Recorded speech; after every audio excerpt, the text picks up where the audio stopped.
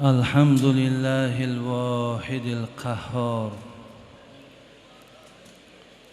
العزيز الغفار مكور الليل على النهار تذكرة لأولي القلوب والأبصار وتبصرة لذوي الألباب والاعتبار.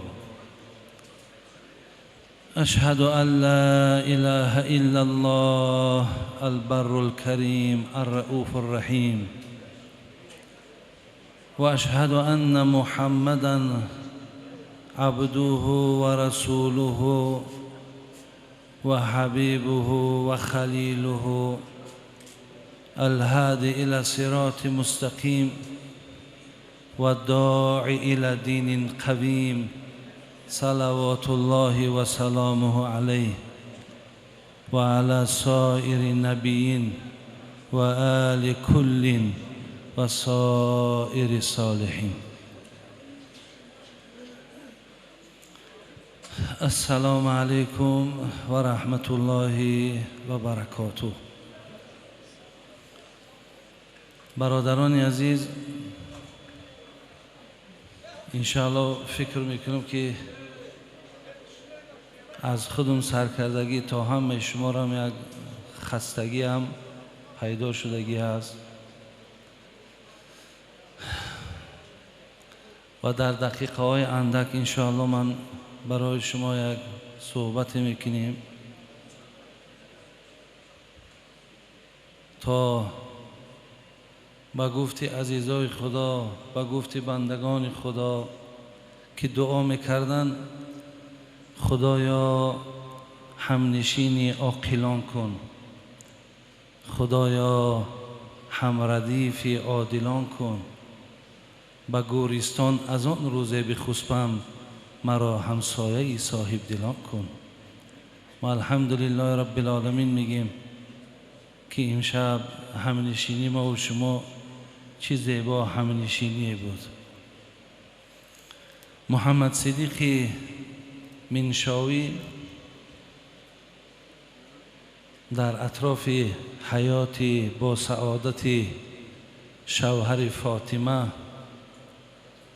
دختر محبوب رسول اکرم صلی الله علیه و سلم، پدر امام حسن و امام حسین، حضرت علی رضی الله عنه، در کتابش میارد که وقتی روزی عید رمضان بود حضرت علی را نزدیکا و رفیقانش در حالت گریان دیدن.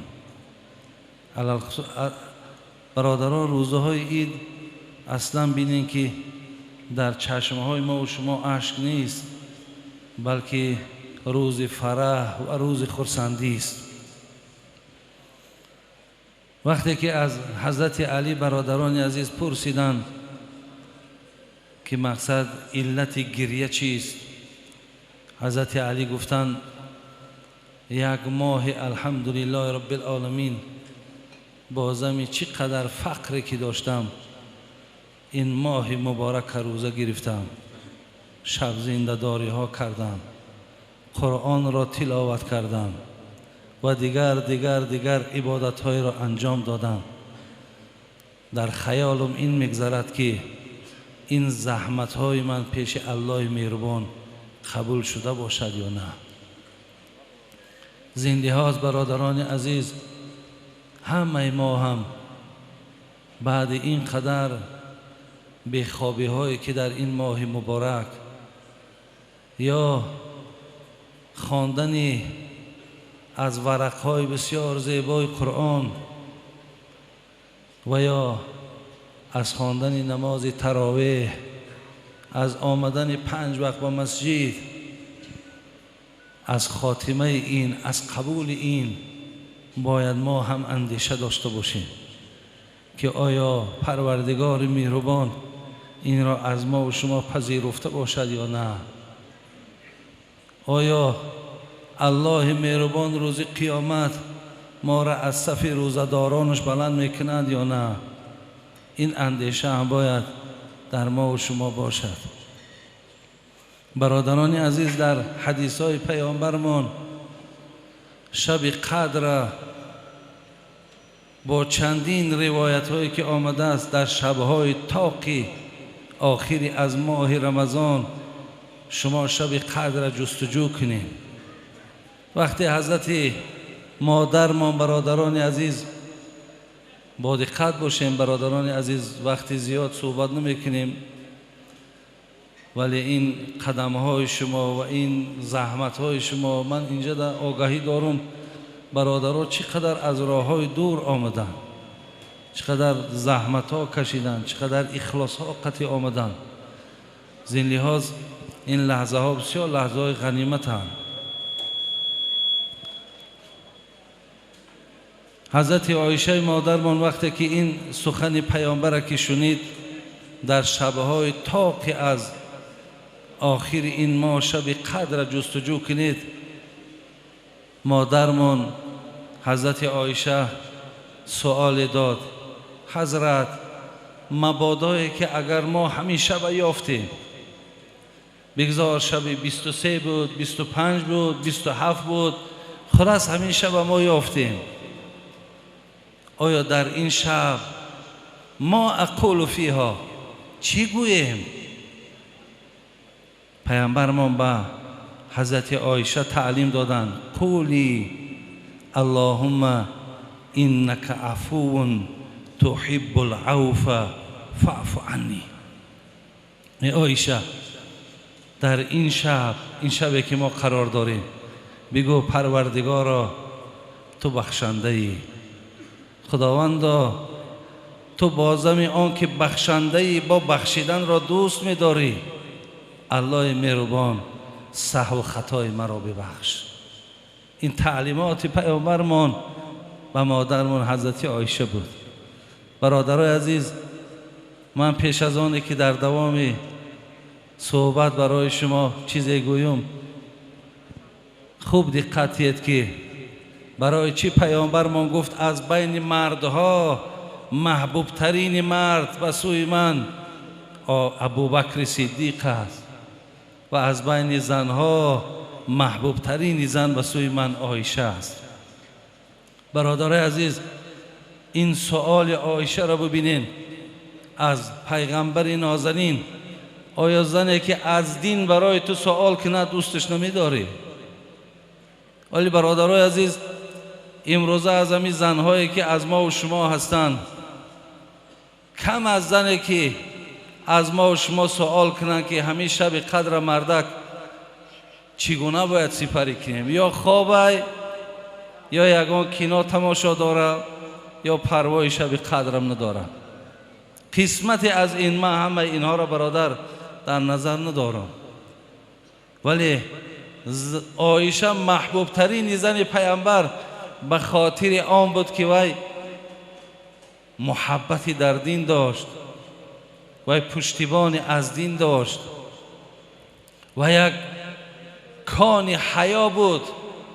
حتی بین حدیثی را که حضرت عایشه مادرمان خود روایت میکند که پیامبرمان گو یحشر الناس حفاتا عراتا غرلا، روز قیامت وقتی که شما سر میبردارین، در بدنهاتان لباس ندارین، پایهاتان لوچه، مردها در حالت بلند می شود که حتی ختنه نشده‌اند. عایشه مادرمان این سخن پیامبر را گوش کرد و بعد از آن گفت: الرجال و النساء جمیعا ینظر بعضهم الی بعض، مردها و زنها همه یک جا، اینها یکدیگر را میبینند. برادری عزیز، مادرمان عایشه را خیالش در حیا هست. یعنی ما زنهایی بودیم که در دنیا ما را کسی از مردهای بیگانه ندیده بود، نه آستین کلته ما ندیده بود، نه پایهای لوچ ما ندیده بود، نه میانهای باریک ما ندیده بود. آیا روز قیامت ما در نظر اینها نمایان میشه؟ پیامبرمان باز برای دوام این حدیث گفت الامر اهم من ان ینظر بعض من بعض. عایشه گفت او روز آنقدر روزی سختی هست که انسانی که در پهلوت اگرچه پدرت باشد نمیشناسیش، دیگر با او نظرم نداری، با او اهمیت هم نمیکنی، فقط وانفسی میگوی که خدایا جان من خلاص کن.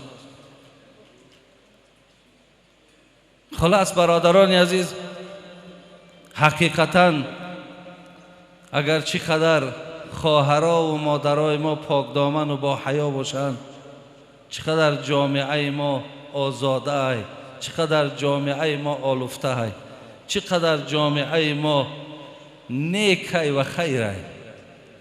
خدا رحمت کند محمد اقبال لاهوری را میگفت جهان را خرمی از امهات است، نهادشان امین کائنات است. اگر این نکته را قوم نداند نظام کار و بارش بی ثبات است. شما یقین دانید که همه میگد بر مادرها وابستگی دارند، همه از مادرها وابستگی دارند. اگر این نکته را ما ندانیم برادرای عزیز، ما هیچ وقت آن خیری را که جستجو داریم دریاب کردن نمیتونیم. برادران عزیز، من یک نکته دیگر را میرسانم برای شما، بعدا خدا خواهد دعا میکنیم. نکته ای که من برای شما رسانیدنی بودم، اعوذ بالله من الشیطان الرجیم، انما المؤمنون اخوة فاصلحوا بین اخویکم واتقوا الله لعلكم ترحمون. صدق الله العظیم. برادران عزیز و گرامی، من وقتی آیت میخوانم گمانم همینه که شما معنای آیت میفهمین. انما المؤمنون اخوة. ببین چقدر نام زیبامان ماندن. همه ما و شما یک نام زیبا داریم، امت محمد صلی الله علیه و سلم. هر نفری را که اگر پرسند امتی کی، امت محمد صلی الله علیه و سلم. آیا این عاقلانه هست برادران عزیز که این نام زیبا را ما سزاوار شدیم تا جای دلهای ما پر از رحمت، پر از برادری، پر از همکاری باشد، دلهای ما پر از بغض، پر از کینه، پر از حسد است. برادران عزیز، فکر میکنم که حتی برای ما دیر شده است. ما باید در قلبهامان نهال برادری شنانیم. باید قلبهای ما لبریز از برادری باشد. باید که ماها از یک قصه ای که حتی در سوره نمل، در سوره مرچه میگذرد، قالت نملتو، الله مهربان میگد قالت نملتو یا ایها النمل ادخلوا مساکنکم لا یحطمنکم سلیمان و جنوده و هم لا یشعرون. الله مهربان ببینید برادرای عزیز، وقتی حضرت سلیمان همراه عسکراش در وادی مرچه ها داخل شد، میگه مرچه، الله مهربان میگه صدا زد. مرچه چی گفت؟ یا ایها النمل. مرچه های دیگر گفت ای مرچه ها، ادخلوا مساکنکم، در داخل سوراخی هاتون درآیید، لا یحطمنکم سلیمان و جیوشه و هم لا یشعرون، تا سلیمان و عسکران سلیمان شما را پایمال نکنند ناآگاهانه. آنها درک ندارند، شما را نمیبینند تا شما را پایمال نکنند. مفسرای گرامی برادرای عزیز در زیر این میگد این مرچه را ببینید، این مرچه را ببین که برای مرچه های دیگر نگران است و میتوانست که با تنهایی خودش در داخل سوراخش درآید، ولی فریاد زد مرچه های دیگر را که داخل سوراخی ها شوید تا شما را سنبه های اسب ها پایمال نکند. صاحب تفسیر میگد اگر همین مسئولیتی را که مرچه احساس کرد، اگر امت محمد صلی الله علیه و سلم احساس کنند، اینها اینقدر خسته و پریشان و پراکنده نمی شود. ولی افسوس برادران عزیز که ماها در غم جان یکدیگر نیستیم. ما در نسبت یکدیگر شاید نگاهی نداشته باشیم. حدیثی را خواندم که ثلاث من کن فیه، در کدام انسان سه چیز باشد برادرای عزیز، سه چیز باشد، لا یغفر الله له سوى ذلك، غیر همین سه چیز را میگه خداوند میبخشد، ولی این سه چیز را میگه الله نمیبخشد. اینها چیا هستند؟ یکم، هر کسی که از دنیا رحلت کند زمانی که همراه او شرک باشد، شرک با خدا آورده باشد و با همین عقیده شرک‌آلود خود دنیا را پدرود گوید، این پیش الله مهربان میگه بخشیده نمی شود. دوم برادرای عزیز، لم یکن ساحرا، دوم کسی که جادوگر نباشد. دوم نفری را که الله مهربان میگه نمیبخشم، این نفر جادوگر است. ولی در این وطنهای ما و شما هم جادوگرها بسیار داریم. حتی از برادرای ما و شما هم با شاید که پیش امونها برای یک حاجت هم که روند، پیامبر گرامی میگو من اتی کاهنا او عرافا فصدقه بما یقول فقد کفر بما انزل علی محمد صلی الله علیه و سلم. کسی پیش یک جادوگر برای یک حاجت می رود یا سخنی او را تصدیق میکند، او با قرآنی که بر محمد نازل شده است کافر شده است. دوم اینا گفت. سیوم گفت ولم یحکر اخی، سیوم گناهی را که خدا نمیبخشد این است که کسی برادر مسلمانش را تحقیر میکند. زین لحاظ برادران عزیز، ماها باید در نسبت یکدیگر بسیار گمان نیک داشته باشیم. ولی ابوبکر وراقی را قصه‌اش میاره، مولوی جنونی میگه پدر را یک شب او دید در خواب پریشان حال بین جمع احباب، بگفتش ای پدر چون از حالت، چرا زرد از گلگون جمالت؟ پدرش وقتی در قبر ماند، آخی پدری سرشاگرد بود، پدری آدمی با تقوا بود، پدری همه کارش ای ترس خدا بود. وقتی در خواب دید که چهرش زرد، دید بسیار ناراحت، از پدرش سوال کرد. پدرش در جواب بگفتش صعب شد کار ای جگربند، همان دم که جدا شد بند از بند. وقتی که شما مرا ترک کردین رفتین، کارم بچم بسیار مشکل شد. مشکلش چی بود؟ ندای شد چی آوردی به درگاه، چی داری از عبادت توشه ای را؟ بگفتم 60 حج کردم خدایا، نماز و صوم و تقوا، زود و تقوا. جواب آمد نشد این جمله مقبول، بیار لایق ترین شایسته محصول. وقتی گفتم 60 حج کردم پروردگارا، نماز خواندم، روزه داشتم، ای ترس تو مقصد یک قدمی بیجا نماندم، میگه جوابی آمد که اینها نزد خدا قبول نشیدن، با چی داری؟ بلرزیدم به خود زان وهم چندان، شکست از زلزله سرهای دندان. از ترس میگه دندان به دندان زدم، دندان هم شکست. ندای شد که روز یاد داری، گرفتی خارک از رهگذاری. مبادای خلد در پای مؤمن، بیازارد کفی جوینده دین. پذیرفته شدی زان نیک نیت، بکردیم جای تو در قصر جنت. میگه تو روز یاد داری که یک خار را از سر راه گرفتی که تا در پای یک برادر مؤمن نخلد. همین عمل تو گفت برای ما بسیار خوش آمد و ما به خاطر این عمل نیکت ترا در قصرهای جنت جا کردیم. ما حدیثی مشهور هم داریم، لقد رأیت رجلا یتقلب فی الجنه فی شجرة قطعها من ظهر الطریق کانت تؤذی المسلمین. مردی را در جنت دیدن که همه امکانیت داره در درون جنت، همه شرایط دادگیان.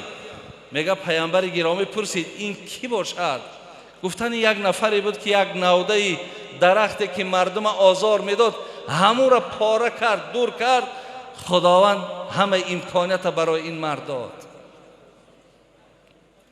عرضت علی اعمال امتی حسنها و سیئها فوجدت فی مساوی اعمالها النخاعة تکون فی المسجد لا تدفن. پیامبر میگه شب معراج اعمال امتام، بدیها و نیکیهاشون پیش چشمم عرضه شد. گناه بد اینها را دیدم کسی در مسجد توف میکند و او را نمیپوشاند و نیکی ترین نیکی ها را دیدم که چی بود؟ العزا یمات عن الطریق، آزار از سر راه مسلمان دور کردن بالاترین ثواب بود است. برادران عزیز، از این رساندنی ها اینقدر برای شما گفتنی هم که در نسبت یکدیگر ترحم داشته باشید.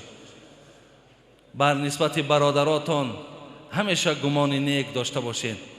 ابو مسلم خولانی را حکایه میکنن، میگه میخواست از راه گذرد که در جاش توقف کرد، ایستاد. گفتن حضرت چرا نمیگذری؟ گفت در اونجا یک توده مردم ایستادگی است. قاعده سنت همینه که آدم طاقه گذار، آدم طاقه باید جماعت سلام تیاد. حاضر من اگر گذرم اونها را سلام تیم، اونها سلام مرا جواب نگردانند و همه اونها در من سببگار گناهگار شدن اونها میشم. بگذار در همین جا میستم تا پراکنده شدن همون قوم. یعنی نمیخواهم که به خاطر من اونها گناهگار شوند.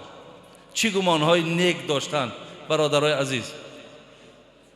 زین لحاظ نمازم الحمدلله نعمت های، روزه هم نعمت های، ولی برادری و یکدیگر احترام کردنم این بسیار یک گویم داغی روزه برای ما و شما. الله مهربان در بین همه ما و شما الفت و محبت زیاد بگردانه و در گرد این موضوع بسیار گفتنی ها هست، ولی انشاءالله گفتی عزیزای خدا یک نکته بس است اگر شعور است، ورنه چو چراغ پیش کور است.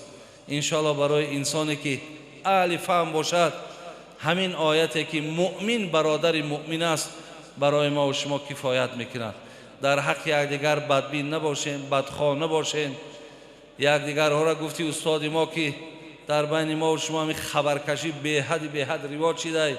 خداتون اینقدر خار ذلیل نکنین، اینقدر خداتون ناکس و نالایق نکنین و در نسبت یکدیگرتان دائم گمانهای خوب داشته باشین و همیشه پشتیبانی کنین. از پشت یکدیگر دائم دعای خیر کنین. خواهی که تو را رتبه ابرار رسد، مپسند که کس رازی تو آزار رسد. خواهی که پل صراط آسان گذری، آزار دل هیچ مسلمان مطلب. خداوند عاقبت همه ما به خیر، ایمان ها با سلامت نگه داره. این ساعت هایی که الحمدلله دامله ها نوبت به نوبت برای ما و شما گفته گذاشتن، خدای مهربان توفیق عمل کردنش بر ما و شما نصیب بگرداند. خواجه حافظ می گفت چنان زندگانی کن تو اندر جهان که گر مرده باشی نگویند که مرد. همچنان زندگی که نامت به نیکی باقی مانه. همیشه در راست تو دائم گمانهای نیک باشند. نگن که خوب شد همین بدبخت مرد، بلکه بگن که زیق شوند، غمگین شوند که یک برادری ما از دنیا گذشت. ربنا فاغفر لنا ذنوبنا و کفر عنا سیئاتنا و توفنا مع الابرار. السلام علیکم. سلامت باشن حضرت استاد.